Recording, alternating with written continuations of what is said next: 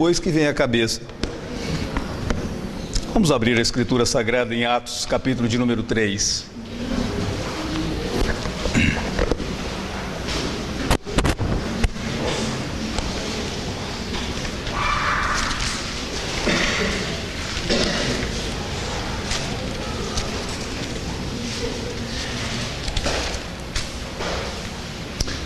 Se você nos visita nesta manhã, eu quero informar-lhe que nós estamos estudando o livro de Atos dos Apóstolos, ou os Atos do Senhor Jesus Cristo, por meio do Espírito Santo, que usou os apóstolos, melhor assim, porque Lucas disse que no primeiro evangelho ele começou a escrever aquilo que Jesus fez e ensinou, e agora no livro de Atos, Lucas continua descrevendo as obras do Senhor Jesus Cristo. Essas mensagens, elas são gravadas e elas são disponibilizadas no site da igreja. Então, caso você queira depois acessar ou divulgar isto para um amigo, uma amiga, faça-o. Quem sabe desta forma você está contribuindo para a divulgação do próprio Evangelho do Senhor Jesus Cristo. Alguns que não tiveram oportunidade de aqui estar. Atos capítulo de número 3, nós leremos o versículo de número 1 ao versículo de número 23. Diz assim: Pedro e João subiam ao templo para a oração da hora nona. Era levado um homem, coxo de nascença, o qual punham diariamente à porta do templo chamada Formosa, para pedir esmolas aos que entravam. Vendo ele a Pedro e João, que iam entrar no templo, implorava que lhe dessem uma esmola. Pedro, fitando-o juntamente com João, disse: Olha para nós. Ele os olhava atentamente, esperando receber alguma coisa.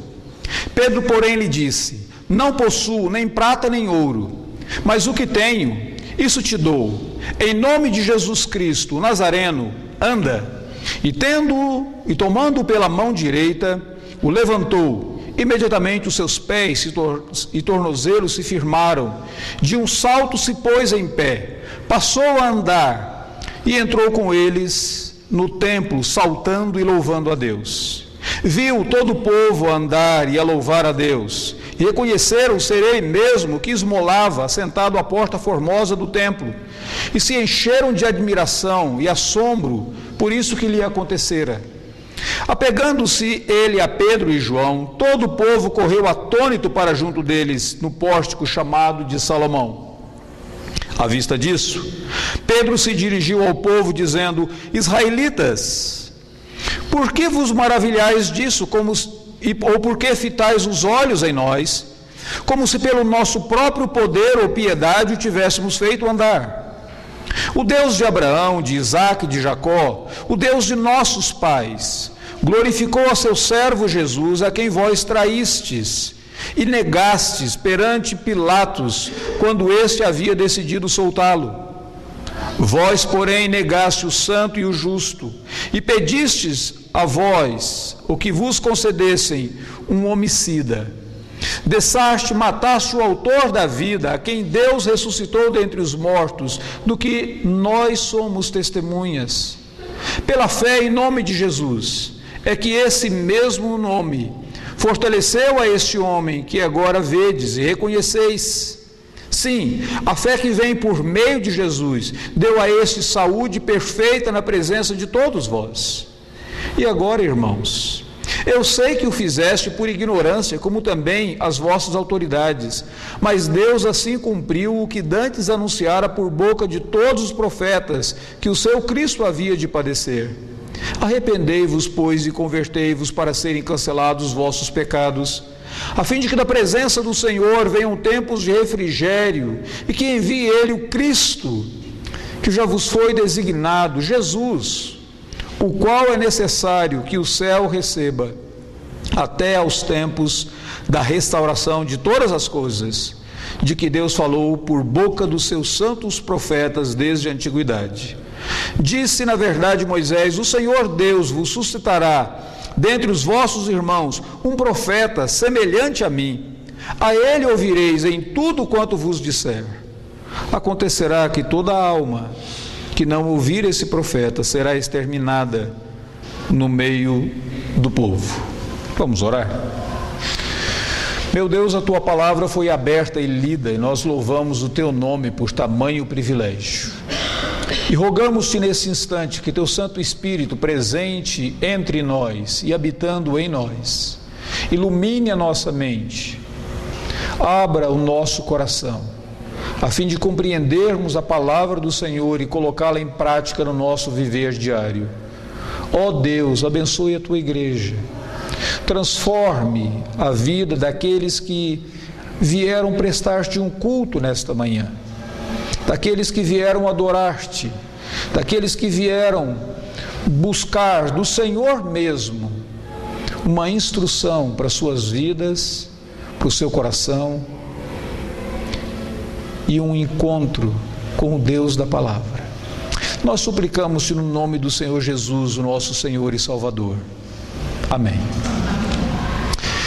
A cura daquele coxo no templo de Jerusalém foi talvez um dos exemplos mais dramáticos no início do cristianismo.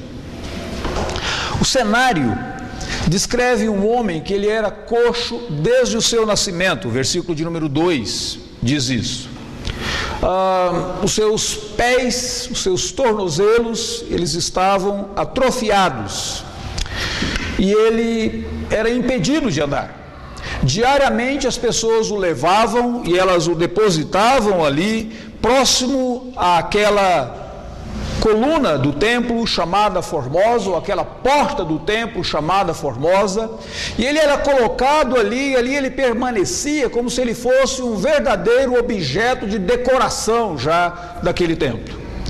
As pessoas estavam tão acostumadas a passar por aquela porta e verem aquele aleijado, verem aquele coxo depositado, que elas ficaram surpresas quando elas o viram andando, saltando, e o texto diz que elas reconheceram ser ele mesmo que esmolava ali. Alguns passavam e eles já não faziam nada, porque na perspectiva daquelas pessoas, aquele era um caso para o qual não havia mais solução. Talvez aquele homem mesmo olhasse para si e pensasse que a situação dele era uma situação que não haveria melhor alguma. Ele estava tão somente acostumado a ser depositado ali, próximo àquela porta, ali ele permanecia, recebia a esmola de algumas pessoas, mais tarde alguém poderia passar por ali, o tomaria, o levaria para sua casa, mas nenhuma perspectiva de mudança existia. O máximo que ele esperava receber era, na verdade, nada menos do que algumas esmolas. E o máximo que as pessoas que por ali passavam aguardavam ver era no próximo dia, de novo, o coxo pedindo esmolas ali. Aquele foi um dos primeiros milagres registrados por Lucas, realizados pelos apóstolos de Cristo Jesus. Causou uma agitação tão grande, o versículo de número 10 diz isso, todos ficaram admirados com o que acontecera. Versículo de número 11 diz que as pessoas correram para Pedro, correram para João, querendo saber o que havia acontecido. E naquele momento Pedro utilizou aquela oportunidade para mais uma vez apresentar Cristo às pessoas que estavam ao redor deles.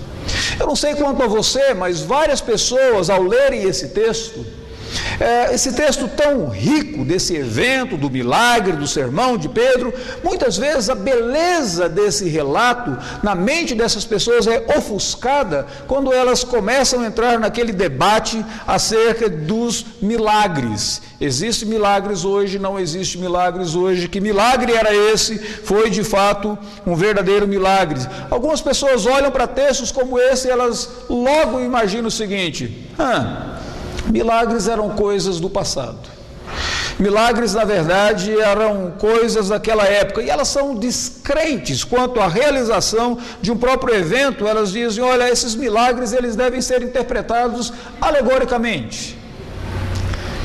Quebrar as leis naturais do universo não é alguma coisa possível. Então, talvez isso aqui fosse, na verdade, uma lenda ou uma alegoria. e que as pessoas deveriam interpretar de outra forma. E elas perdem a beleza da lição do texto quando elas vão por esse caminho. Outros, todavia, eles dizem: não, esse era o padrão de vida, essa era a norma para a igreja do Senhor Jesus. Toda igreja deve ter milagres. Se não há milagres, essa igreja não é de Deus.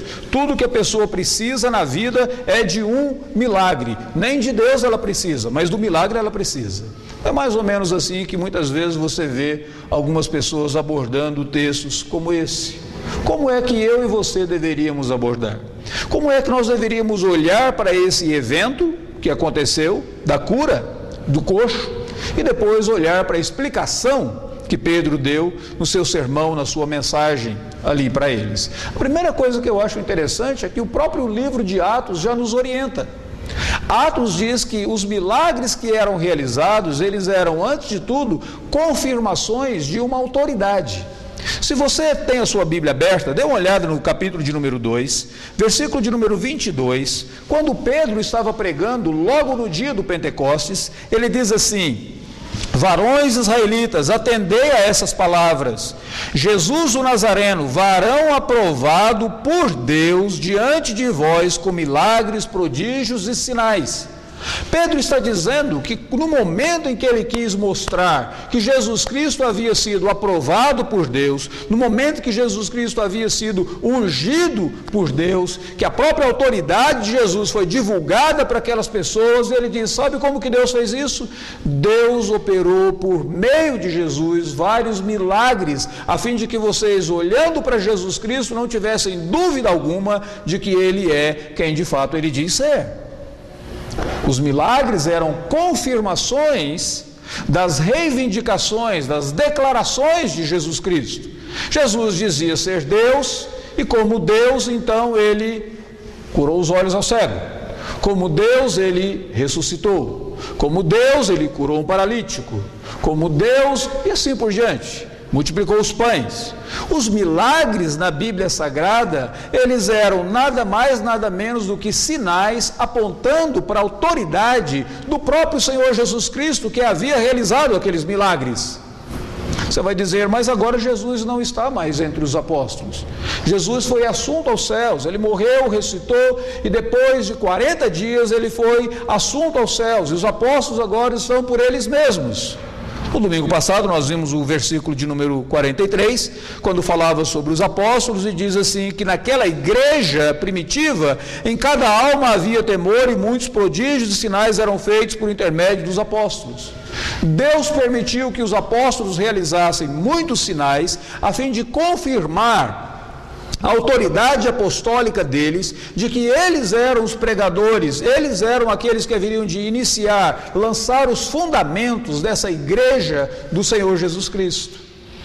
E agora, no texto que nós acabamos de ler, quando Pedro e João são usados por Deus para a cura daquele coxo, e as pessoas correm para eles, eles dizem: olha, isso não foi feito por nossa autoridade, não foi por nossa causa, nem mesmo por nossa piedade, mas foi o nome do Senhor Jesus Cristo que operou e que fortaleceu a vida deste, a fim de que vocês creiam. Milagres na Bíblia Sagrada sempre são confirmações da autoridade de alguém, especialmente da autoridade daquele que tem um nome que está acima de todo nome, o nome do Senhor Jesus. Segunda coisa que é interessante você observar nesse texto é que os milagres na Bíblia Sagrada, eles eram sinais apontando para aquele dia, para aquele momento no qual todas as coisas serão aperfeiçoadas, que o mundo será aperfeiçoado. Aqui eu acho muito interessante, porque nós vivemos em um mundo marcado pelo pecado. Você olha ao redor e você percebe que existe alguma coisa de errado com esse mundo. Você olha para as pessoas ao redor e você percebe que há algo de errado com as pessoas deste mundo. Você olha para você mesmo e você percebe que você nem sempre está certo, e que há algo errado com a sua própria vida. Mas a palavra de Deus fala daquele momento da consumação, no qual o Senhor Jesus Cristo voltará, e Ele colocará como certo todas as coisas que foram marcadas pelo pecado, ele vai restaurar. E quando Pedro, naquele momento, pregando, ele disse assim, no texto, versículo de número 21, que Jesus Cristo, é necessário que o céu receba Jesus até o tempo da restauração de todas as coisas que Deus falou por boca dos seus anjos ou dos seus santos profetas desde a antiguidade. Então Pedro está dizendo assim: vocês estão maravilhados que esse homem começou a andar, vocês estão maravilhados que esse homem que era coxo, que esse homem que tinha os seus pés paralisados e agora ele começou a andar. Não se maravilhem com isso, porque na verdade isso é apenas uma amostra, isso é apenas uma maquete, isso é apenas uma pequena prova daquilo que Cristo fará quando ele vier na consumação dos tempos, quando ele vier na sua glória. Então ele restaurará todas as coisas. Não será apenas agora com uma pessoa que é aleijada, mas ele restaurará todo o universo. Então todas as vezes que na Escritura Sagrada você lermos sobre aqueles milagres, nós devemos lembrar que aqueles milagres apontam para aquele momento da restauração final também. Mas uma terceira coisa importante a lembrar acerca daqueles milagres é que aqueles milagres, eles sempre eram demonstrações de poder, do poder de Deus. Mas aquela demonstração do poder de Deus, ela era acompanhada por uma explicação que era a verdade de Deus acerca do milagre. E você vê isso no ministério de Cristo, você vê isso no ministério dos apóstolos. Sempre que existe um evento de grande demonstração do Senhor Deus, logo ele é seguido por um discurso, ou por uma pregação, ou por um sermão, por um deles. Aconteceu isso no capítulo de número 2, no Pentecostes. O Espírito Santo desceu, evento de grande demonstração do poder de Deus. Pessoas se puseram a falar em línguas que eles não conheciam, mas eram línguas maternas que outras pessoas conheciam, idiomas que outras pessoas conheciam. E logo quando eles ficam espantados com aquilo, vem Pedro pregando e explicando o que havia acontecido. Agora um homem é curado, um coxo é curado, e logo vem a explicação. Então milagres na Bíblia Sagrada sempre são essas demonstrações do poder de Deus, para que as pessoas fiquem atentas à verdade da palavra de Deus, aos ensinamentos da palavra de Deus. Os milagres não são apenas para abrir os olhos das pessoas, mas os milagres são também para direcionar os ouvidos e a atenção das pessoas para a palavra de Deus. E é dessa maneira que eu gostaria de abordar esse texto nesta manhã, vendo como que aquele poder de Deus de fato ilustra para mim e para você algumas verdades de Deus para a nossa vida. Eu acho interessante que você pode pegar esse texto e dividi-lo claramente, estruturá-lo claramente na narrativa do milagre, do versículo de número 1 a 10, ou seja, o que aconteceu, e depois na explicação do milagre. Quando você olha para a narrativa do milagre, que foi a cura daquele coxo, eu acho engraçado, porque quem está relatando isso aqui é Lucas. E Lucas, ele era um médico, e ele tem um interesse especial nesse caso, porque esse é um quadro que implica em uma deficiência de uma pessoa. Lucas, ele descreve esse caso e ele dá o histórico clínico do paciente. Histórico clínico do paciente está no versículo de número 2. Era um coxo de nascença, era uma doença congênita. Ele não se tornou coxo depois, ele não conseguiu andar. De fato, eu acho muito interessante, porque quando o texto sagrado diz que Pedro e João o tomam pela mão e ele se levanta e ele se põe a andar, eu fico imaginando como que deve ter sido para aquele coxo, porque ele nunca havia experimentado andar antes. Se uma criança tem que aprender a andar, aprender a dar os seus primeiros passos, deve ter sido assim, um tanto quanto desajeitado para aquele homem ter dado os seus primeiros passos. Eu fico mais, minha mente vai um pouco além, porque diz que ele estava andando e ele entra saltando e louvando a Deus. Eu não sei se ele sabia a diferença entre andar e saltar, porque de fato era a primeira vez que ele fazia aquilo. O doutor Lucas deu um histórico clínico, no histórico clínico era doença congênita. é de nascença. Mas depois o doutor Lucas, ele fala também sobre o estado clínico do indivíduo. O estado clínico não é bom, ele tem que ser carregado.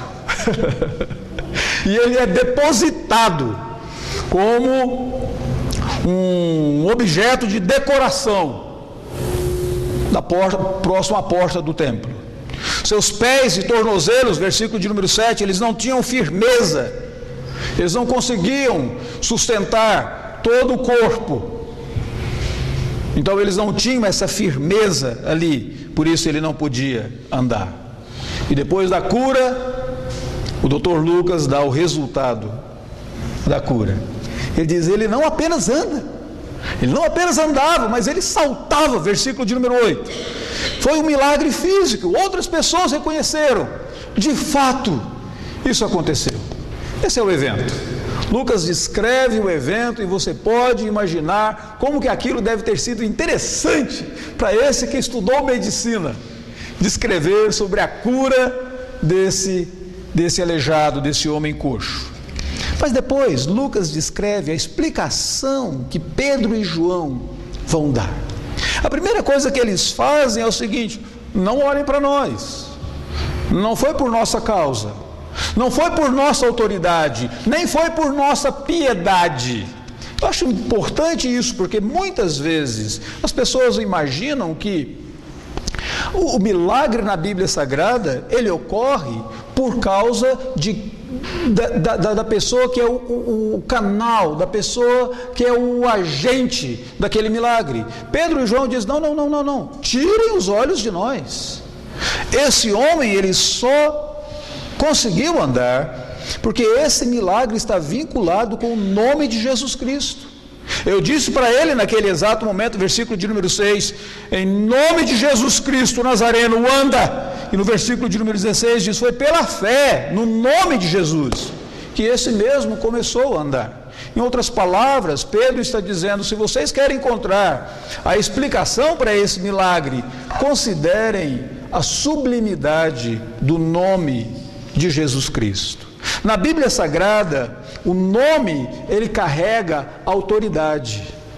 Quando Deus se revelou para Moisés, lá no deserto, Midian, Moisés disse, Senhor, qual o teu nome? Como que eu vou dizer lá para os israelitas que estão no cativeiro, lá no Egito? E Deus diz, eu sou o que sou. Eu sou autossuficiente. Ninguém pode dizer, eu sou o que sou, senão somente o Senhor. Eu diria, eu sou um ser dependente. E Deus diz, eu sou o que sou. Eu não dependo de ninguém para existir. Eu existo. É autossuficiente. Eu sou eterno. Eu não vivo nem no tempo, nem no espaço. O nome carrega esta autoridade. E agora Pedro está dizendo, no nome do Senhor Jesus Cristo, existe uma autoridade. E é por isso que a Escritura Sagrada diz que o próprio Jesus nos ensinou a orar no seu nome. E tudo que pedirdes em meu nome, o Pai vos concederá. É por isso que na Escritura Sagrada fala dos apóstolos de Cristo Jesus expulsando demônios em o nome do Senhor Jesus, porque esse nome ele carrega autoridade. E foi essa a razão pela qual Pedro e João puderam ver aquele coxo sendo curado pelo nome do Senhor Jesus Cristo.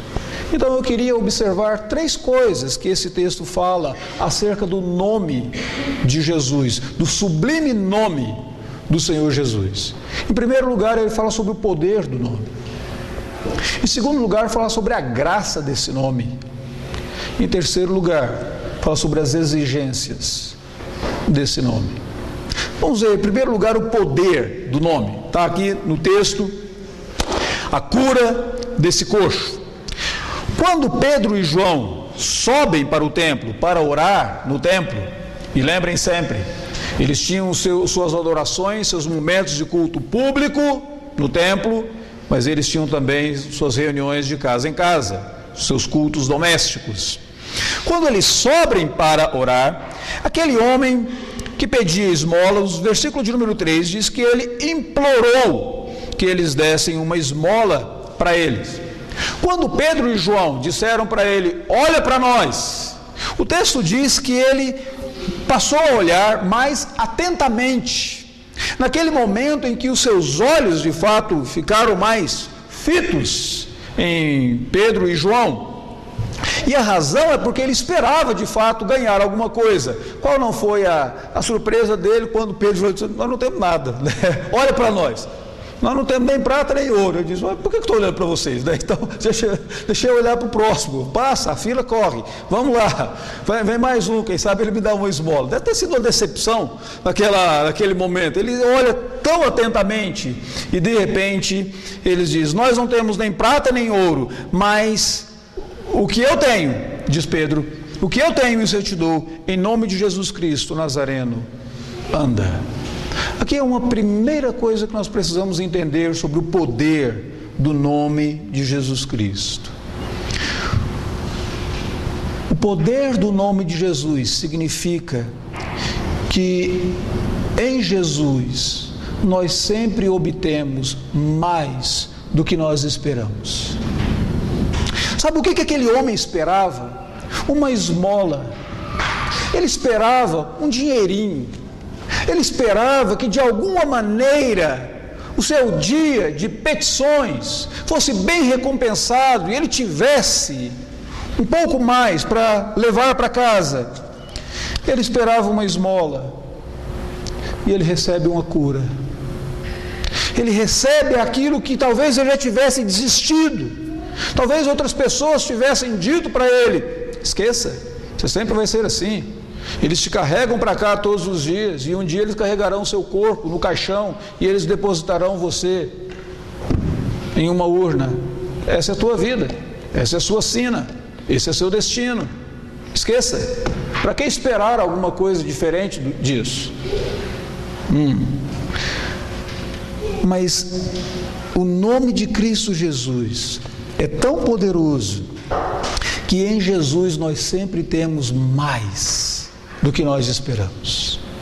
A segunda coisa que eu acho interessante aqui nesse texto é que o nome de Cristo Jesus é tão poderoso que os servos de Jesus Cristo, os discípulos de Jesus Cristo, sempre têm mais autoridade do que os outros esperam que eles tenham. Talvez as pessoas olhando para Pedro e João não pudessem dar muitas coisas para eles, afinal eles se pareciam como rudes pescadores. Eles não eram tão instruídos, tão bem instruídos como Lucas, por exemplo, que eles conhecerão mais tarde. Eles não tinham o mesmo status de Paulo, que assentou-se aos pés de Gamaliel. Eles não participavam e não eram membros do Sinédrio.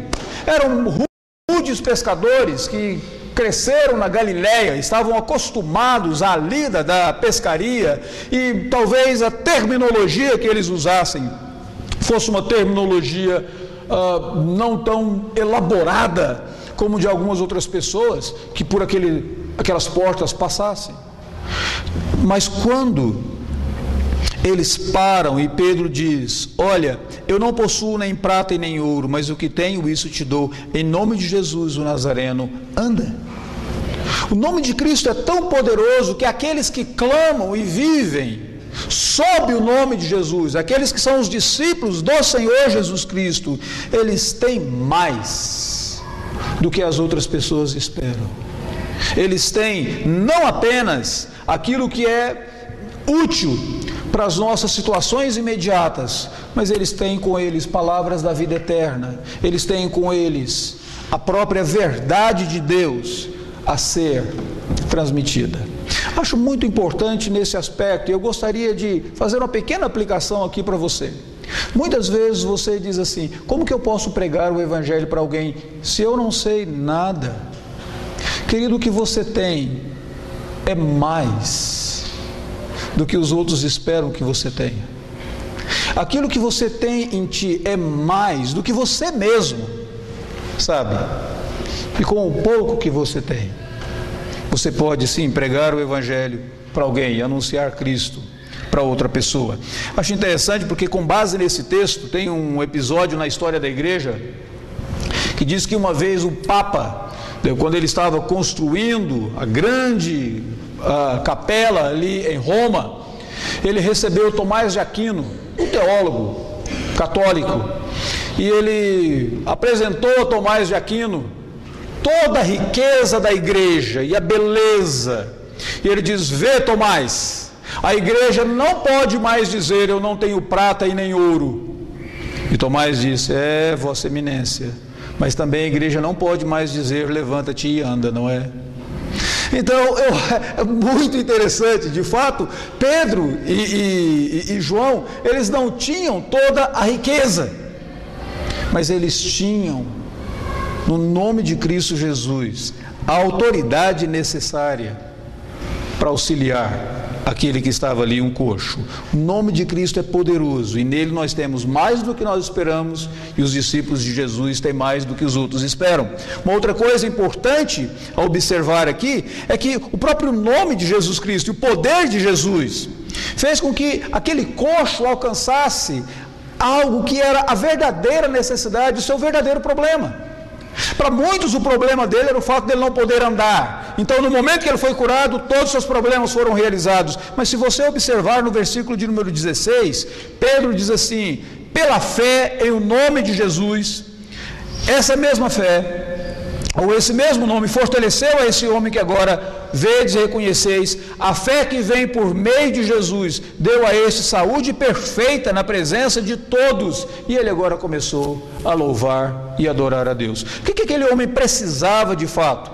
A sua necessidade maior, o seu problema maior, não era apenas o problema físico, não era apenas a questão econômica do dinheiro, mas o seu problema maior é que aquele homem necessitava de uma verdadeira comunhão com Deus, de uma intimidade com o Senhor Deus, e agora a fé em o nome do Senhor Jesus Cristo havia possibilitado a ele aquilo. Pela primeira vez na vida daquele homem, ele pôde entrar no templo, ele pôde saltar, ele pôde louvar a Deus no templo. Sabe o que é você chegar tão perto do seu alvo, tão próximo do seu alvo, e como diz a gíria, você morrer na praia? Sabe o que é aquele homem estar tão perto do templo e ele ter que ser deixado ali junto à porta e não poder entrar e ninguém levá-lo? Ele era um homem coxo, mas agora pela primeira vez ele pôde comparecer na presença de Deus, louvando a Deus. O nome do Senhor Jesus Cristo tem tanto poder que ele pode resolver o verdadeiro problema do ser humano. O verdadeiro problema do ser humano é falta de comunhão com Deus, não é o fato dele não poder andar, ou de ser um problema econômico. E agora sim, aquele homem tinha a comunhão com Deus, com o Senhor da sua vida. Segunda coisa que eu acho interessante observar aqui nesse texto é a graça, a bondade que nós encontramos no nome do Senhor Jesus. Quando Pedro está explicando o que aconteceu, quando ele pregou ali, ele fala da graça de Jesus Cristo. Como que eu posso ver a graça aqui de uma maneira bem clara? Primeiro, ele declarou para os judeus qual que era o pecado deles. Eu e você não temos uma dimensão da graça de Deus se nós não refletirmos sobre o nosso pecado. Enquanto nós acharmos que nós somos bons, enquanto nós acharmos que nós somos retos, enquanto nós acharmos que nós somos perfeitos, nós não vamos ter uma dimensão da graça do Senhor Deus. Então, o que Pedro diz? Pedro, no versículo de número 13, diz: olha, o Deus de Abraão, de Isaac, de Jacó, Deus dos nossos pais, glorificou Jesus Cristo, mas vocês negaram o santo e o justo. Vocês mataram o autor da vida. Vocês são assassinos, suas mãos estão sujas de sangue. A primeira coisa que Pedro faz é que ele diz: olha, eu quero que vocês tenham consciência do pecado de vocês. Eu me lembro de uma senhora que em uma determinada ocasião chegou para um pregador e ela havia cometido aborto. E ela estava chorando, ela diz: eu não posso me perdoar, não consigo me perdoar, eu sou uma assassina, eu cometi um aborto, eu tirei a vida de uma criança. E ele diz: assassina sim você, assassino também sou eu. Ela diz: o senhor já matou alguém? Ele diz: assim como você, eu já matei. Tirar a vida de uma criança foi o seu segundo crime. Seu primeiro crime foi o mesmo que eu cometi. Por minhas mãos, por causa do meu pecado, o meu Salvador morreu na cruz. Nós o crucificamos. Todos nós contribuímos para a sua morte. Eu só consigo compreender a graça de Deus quando eu compreendo quão grande é o meu pecado. Quão grande é a ira de Deus que paira sobre mim pelo fato de nós termos contribuído e matado o filho dele. E a primeira coisa que Pedro diz: olha, se vocês querem compreender a graça de Deus, eu quero que vocês saibam o que vocês fizeram. Quero que vocês saibam o que vocês fizeram. Vocês mataram o autor da vida. Mas ele diz: a graça de Cristo agora é tão grande, que Deus usou aquilo que vocês fizeram de errado, e Deus triunfou, o plano de Deus triunfou através do pecado de vocês. Versículo de número 17 e 18, ele diz: Deus cumpriu o que dantes anunciou por boca dos seus profetas, que o Cristo havia de padecer. Sim, vocês o mataram, sim, vocês são culpados da morte de Cristo Jesus, mas Deus, no pecado de vocês, Ele triunfou, Ele usou o pecado de vocês, para que esse pecado de vocês, de alguma forma, cumprisse aquilo que já havia sido determinado pelo próprio Deus, que o Cristo haveria de padecer. Vocês ficam isentos da culpa por causa disso? Não. Vocês são responsabilizados pelo que vocês fizeram.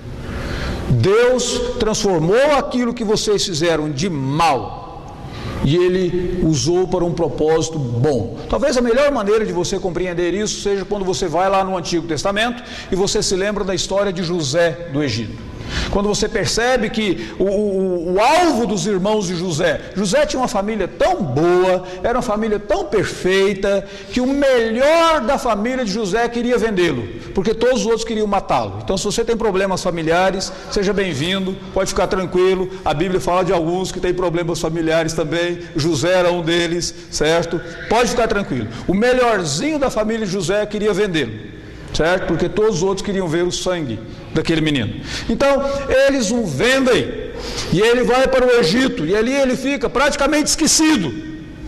A palavra de Deus diz que mais tarde José encontra-se com seus irmãos, ele se revela aos seus irmãos, e eles ficam apavorados, com medo de José tirar-lhes a vida. E José diz: não, vocês intentaram o mal contra mim, mas Deus intentou o bem.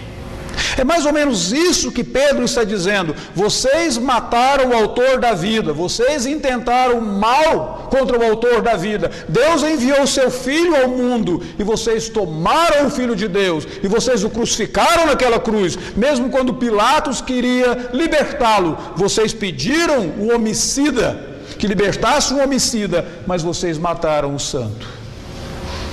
E Deus intentou o bem, e através da morte de Cristo, através da morte daquele santo, Ele então permite agora que vocês sejam perdoados. Por isso que ele diz no versículo de número 19: arrependei-vos e convertei-vos para serem cancelados os vossos pecados. E ele diz ainda no versículo 20: a fim de que da presença do Senhor venham tempos de refrigério. A palavra aqui é graça. Venham tempos de graça e paz para a vida de vocês. No nome de Jesus nós encontramos não apenas poder e autoridade, mas no nome de Jesus nós encontramos também graça. Graça é aquele que foi ofendido, disposto a anular a ofensa para o seu bem, disposto a anular a ofensa para que você obtenha o perdão. Graça é aquele que foi vilipendiado, disposto a anular, a rasgar, para que você seja o perdoado e para que você receba dias de refrigério aqui na terra e a vida eterna nos céus. No nome de Jesus existe graça para o maior dos pecadores. Você vai dizer: não, mas o meu pecado eu conheço. Não, querido, você não conhece. Que pecado você acha que seria maior do que matar o Filho de Deus? Deus enviar o seu Filho ao mundo, e por minha causa e por sua causa, Ele morrer na cruz do Calvário e derramar precioso sangue, E Deus ainda assim diz: eu te perdoo e eu te dou tempos de refrigério. A graça no nome de Jesus Cristo. A última coisa que eu gostaria de observar com vocês é que existem algumas exigências e demandas no nome do Senhor Jesus. Aqui é um ponto muito interessante, porque muitas vezes nós corremos dois riscos. O primeiro é de falar da mensagem do Evangelho sem mostrar a graça. Eu não sei quanto a vocês, mas às vezes nós nos assentamos sobre alguns pregadores e eles pregam como se eles estivessem irados, como se eles estivessem simplesmente falando das exigências das demandas da lei do Senhor, mas eles não falam da graça. E o nosso coração nós saímos com a nossa consciência abatida, nós saímos esmagados, mas nós não sabemos onde é que nós podemos nos refugiar. A palavra de Deus fala sobre lei, exigências, mas ela também fala sobre a graça. O segundo erro que eu vejo é quando às vezes nós ouvimos uma mensagem que só fala sobre a graça, mas não fala sobre nenhuma outra exigência. É como se você recebesse tudo é de graça, tudo é bom, Deus é um Papai Noel, você se comporta mal o ano inteiro, mas no final você vai receber a sua calói. É mais ou menos assim, não é? No final você sempre vai receber um presentezinho, você sabe, você tirou notas ruins na escola, foi respondão com a mamãe, você não fez nada de bem. No finalzinho, Deus é aquele verdadeiro Papai Noel cósmico, que Ele sempre vai acabar recebendo você. Isso não é graça. Essa graça barata, isso não é graça. A graça que o Evangelho fala, ela custou alguma coisa, e ela exige de mim alguma coisa. A graça de Deus, ela não apenas me traz o perdão e me dá refrigério, mas ela exige de mim algo. E se você observar aqui, tem pelo menos duas coisas que Pedro ressalta que a graça no nome de Jesus Cristo exige de mim e de você. Versículo de número 19: arrependei-vos e convertei-vos, a fim de serem cancelados os vossos pecados. Se não houver arrependimento, se não houver mudança de vida, se não houver esse ato de estar contristado, desejoso para uma mudança de vida, você não experimenta a graça de Deus. A graça de Deus custou cara, porque ela custou o sangue do Filho de Deus, e ela é concedida a mim e a você, ela é concedida àqueles que se arrependem, aqueles que olham para as suas vidas, aqueles que olham para o seu pecado e eles se arrependem do pecado que eles cometeram. Agora preste atenção, tem duas coisas que impedem você de se arrepender do seu pecado. Em primeiro lugar, é quando você está mais triste com as consequências do seu pecado do que com o seu pecado de fato. Isso não é arrependimento, isso é remorso. Deixa eu colocar da seguinte maneira: quando Caim matou Abel e ele pecou contra Deus, ele não disse assim: ai de mim, porque eu tirei a vida do meu irmão, ai de mim, porque eu profanei o nome de Deus, eu matei alguém criado à imagem e à semelhança do Senhor, ai de mim, porque eu derramei sangue inocente. Sabe o que ele disse? Ai de mim, porque agora eu vou ter que viver no deserto e a minha vida agora vai ser difícil. Ele não está triste pelo seu pecado, ele está triste pelas consequências do seu pecado. É como alguém que sabe que fez o errado e de repente ele diz: agora eu não tenho mais o privilégio. O que a sociedade vai pensar de mim?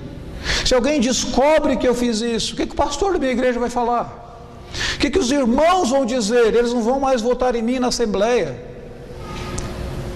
Ai de mim, porque estou triste pelas consequências do meu pecado. Isso não é arrependimento, isso é remorso. Isso é remorso. A segunda coisa que impede você de fato de se arrepender é quando você está mais voltado para a sua soberba, para o seu amor próprio, do que para aquilo que a palavra de Deus diz acerca de você. Aqui é um ponto muito interessante, porque muitas vezes você olha para uma pessoa e ela diz assim: eu não sou digno de me arrepender, eu não sou digno da graça de Deus, eu não posso abraçar a graça de Deus. Sabe o que é isso, querido? Você está dizendo: Deus, eu não preciso da tua graça, por mim mesmo eu consigo, eu não necessito dela. Lá no fundo, eu acho que eu não sou tão mal como o Senhor diz que eu sou. Isso é você recusar a graça de Deus. Isso é você brincar com Deus e brincar de Deus. Cuidado, porque muitas vezes você está brincando de Deus, e aí o que acontece? Você não se arrepende. Por não se arrepender, você ama mais o pecado do que o alívio que o perdão pode trazer para a sua vida, tempos de refrigério e de paz para o seu coração. A primeira coisa que Pedro diz é: arrependei-vos. A segunda coisa que Pedro diz, está aqui no texto, quando ele cita Moisés. Ele diz: Moisés disse: o Senhor vos suscitará dentre os vossos irmãos um profeta semelhante a mim, a ele ouvireis, e toda alma que não ouvir esse profeta será exterminada do meio do povo. Sabe qual é a exigência do nome, do sublime nome de Cristo Jesus para a minha vida e a sua vida? Ouvir e obedecer, crer e observar, tudo quanto ordenar. É você ouvir os ensinamentos da palavra, é você ler os ensinamentos da palavra de Deus e você obedecer aos ensinamentos da palavra do Senhor Deus. Tem uma história que fala do rei de uma região bem pequena, próximo à Itália, chamada Bósforo, na antiguidade. E aquela região uma vez se rebelou contra o imperador romano. E o imperador romano reuniu todas as suas tropas e partiu para aquele pequeno território de Bósforo. Antes que chegassem ali, o rei de Bósforo mandou um presente para o imperador romano, mandou uma caixa contendo ouro, pedras preciosas, e mandou de presente para ver se o presente poderia aplacar a ira daquele imperador. E quando o imperador olhou para todos aqueles presentes, ele diz: leva de volta e diga para ele: primeiro a obediência, depois os presentes. O que Deus quer de mim e de você? O que a graça de Deus no nome de Cristo Jesus, o que a autoridade de Deus no nome de Jesus Cristo exige de mim e de você? Que você obedeça as palavras dele. Você lê, você ouve, mas a palavra de Deus diz que aquele que lê, aquele que ouve e não obedece, ele é como alguém que se olha no espelho e depois que ele sai, ele esquece de como era a sua imagem. Ler e obedecer a palavra de Deus. Esse é o sublime nome do Senhor Jesus Cristo. A minha pergunta para você nesta manhã: você já experimentou o poder no nome de Cristo para transformar a sua vida? Você já sabia que há poder no nome de Jesus para você clamar pelo nome do Senhor Jesus Cristo nas suas aflições e na sua angústia? Mesmo aquelas que as pessoas dizem que não vai mudar, mesmo aquelas que às vezes você acha que será sempre assim, pés atrofiados, joelhos atrofiados, nada vai mudar, tudo é a mesma coisa, todos os dias deposita aqui, continua vivendo. Você já clamou pelo nome do Senhor Jesus, conhecendo o poder nesse nome para transformar não apenas as circunstâncias ao redor, mas a sua própria vida? Você já experimentou a graça que Cristo concede? Não apenas a graça de fazer você uma pessoa melhor, mas uma nova criatura. A graça de perdoar você por aqueles pecados que você imaginou não haveria perdão. Por aqueles pecados que você diz são tão grandes. E Deus diz: eu estou disposto a perdoar você pela morte do meu filho, quanto mais por esse pecado. Você já experimentou, de fato, desfrutar da alegria que o arrependimento resulta no seu coração, da comunhão com Ele, e de obedecer a palavra de Deus, não apenas em pequenas áreas da sua vida, mas em todos os seus relacionamentos. O seu casamento, como é que a palavra de Deus é aplicada no seu casamento? Esses dias eu ouvi uma coisa muito interessante para um pregador. Alguém virou para um pregador e disse assim, foi um presbítero, tem algumas demonstrações de presbíteros que eu sempre digo para os seminaristas, escutem, são fantásticas. Um presbítero chegou para o pastor da igreja dele e disse assim, pastor, o senhor não ama a sua esposa? Ele disse, que isso? Estou casado com ela há 35 anos, eu a conheço, ela me conhece melhor do que ninguém, quem é você para falar isso? Diz, pastor, o senhor não a ama como Cristo amou a igreja, porque a Bíblia diz que a primeira coisa que Jesus fez foi abrir mão da sua glória pela igreja, e o senhor, pastor, é tão arrogante, é tão orgulhoso, a sua esposa deve sofrer tanto com o senhor não ama a sua esposa como Cristo amou a sua igreja.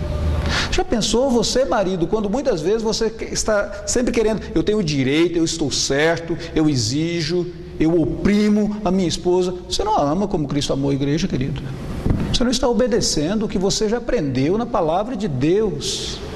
Você já pensou, minha irmã, que muitas vezes você também não está vivendo aquilo que você aprendeu na própria palavra de Deus? Há poucos dias atrás nós ouvimos pela segunda vez algo que ocorreu de maneira muito interessante, de uma senhora que foi falar para outras senhoras sobre um texto da Escritura Sagrada, e havia a mesma pessoa, em ocasiões distintas, mas no auditório tinha uma mesma pessoa, uma mesma mulher ali, e quando elas abordaram aquele assunto, a mulher disse, olha, de tudo na palavra de Deus eu aceito, mas esse negócio de submissão aqui não aceito não. Você já prestou atenção que esse é o seu calcanhar de Aquiles? Que esse é o ponto da Escritura Sagrada no qual você diz, isso não serve para mim? Já pensou que quando você diz que algo da palavra de Deus não se aplica a você, você não aprendeu ainda a alegria do ouvir e do obedecer? E portanto você não está desfrutando da riqueza que você tem no nome do Senhor Jesus Cristo? Nós vamos nos colocar de pé em uma última